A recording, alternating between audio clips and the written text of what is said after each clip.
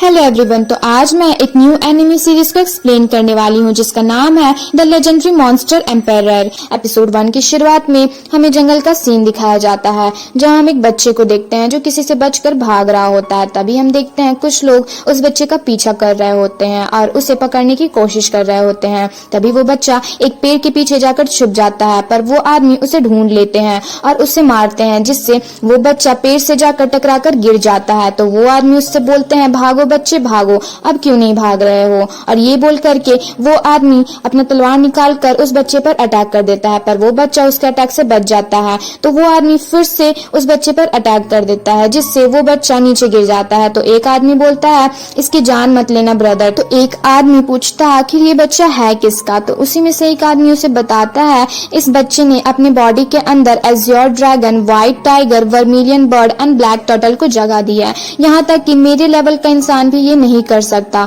इस बच्चे ने तो कितने सालों से इन सब को अपनी बॉडी के अंदर जगह दी है। ये सब बातें करने के बाद वो आदमी उस बच्चे के पास जाकर उसकी सांसें चेक करता है। तभी उस बच्चे के बॉडी के अंदर से काफी तेजी से एक रोशनी बाहर निकलती है, जिसे देखकर वो लोग चौंक जाते हैं। तभी वो बच्चा चिल्लाते हुए खड़ा होकर ऊपर की ओर जा रहा होता है और उसकी बॉडी से काफी तेजी से एक रोशनी बाहर निकलती है, जिसे देखकर एक आदमी अपनी तलवार निकालकर उस पर अटैक कर देता है। पर वो बच्चा उस आदमी का गला पकड़ के उसे नीचे फेंक देता है, जिससे वो आदमी एक पेड़ के पास जाकर टकराकर नीचे गिर जाता है। तो उसके साथी उसके पास आते हैं और उससे पूछते हैं, ब्रदर तुम ठीक तो हो। और ये देखकर बाकी सब भी उस बच्चे पर अटैक करने जाते हैं, पर वो बच्चा अकेले उन सब पर भारी पड़ रहा होता है। तभी एक आदमी अपनी तलवार से उसके पीछे से अटैक कर देता है, पर उस बच्चे को उस अटैक से कोई भी इफेक्ट नहीं पड़ता है और वो बच्चा उन सबको नीचे फेंक देता है, जिससे एक आदमी बोलता है, हम तुम्हें छोड़ेंगे नहीं। और वो सब एक साथ अपनी पावर का यूज करते हैं,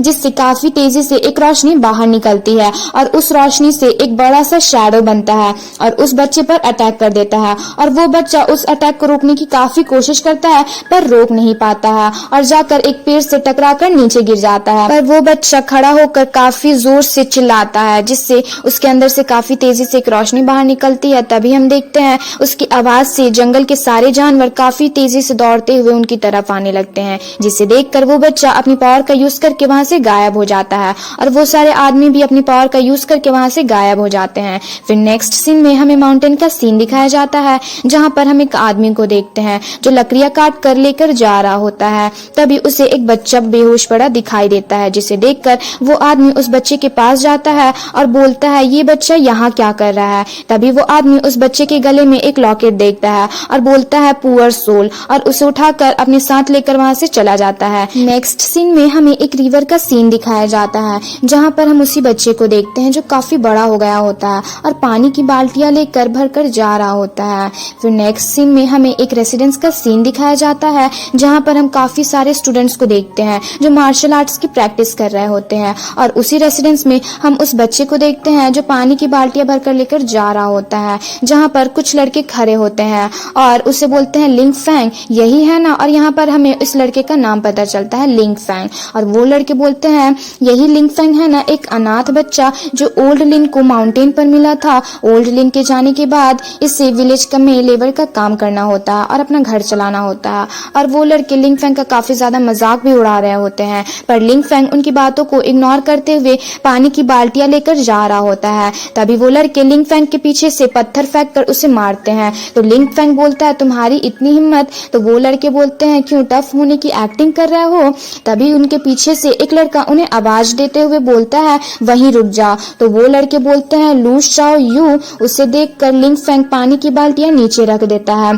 तभी उन लड़कों में से एक लड़का उन्हें बताता है, मैंने सुना है ये लास्ट ईयर ही मैरो फिश तक पहुंच गया है और ये हमारे विलेज में सबसे टैलेंटेड है। तभी एक लड़का शाओ मिंग से बोलता है, हम लोग में से जो सबसे स्ट्रॉन्गेस्ट है वो भी बस बोन फेस में ही है, इसलिए हमें यहाँ से चलना चाहिए, हमें लू शाओ यू के खिलाफ नहीं जाना चाहिए। तो शाओ मिंग बोलता है, तो क्या हुआ, ये बस हमसे एक लेवल आगे है, इसलिए हम इसे इजीली हरा सकते हैं। ये सब अपने साथियों से बोलने के बाद शाओ मिंग लू शाओ यू को बोलता है, अपने काम से मतलब रखो। उसकी ये बात सुनकर लू शाओ यू बोलता है, अगर तुम लोग दोबारा लिंग फैंग को बुली किए तो मैं तुम्हें जरूर सबक सिखाऊंगा। तो शाओ मिंग डरते हुए बोलता है, ऐसा नहीं हो सकता, लू शाओ यू हम सबको अकेले नहीं हरा सकता। और ये बोलकर बोलकर वो लू शाओयू पर अटैक कर देता है, पर लू शाओयू काफी इजीली उसके अटैक से बच जाता है और शाओ मिंग पर अटैक करके उसे नीचे गिरा देता है, जिसे देखकर उसके बाकी के साथी उसे उठाते हैं और बोलते हैं तुम ठीक तो हो।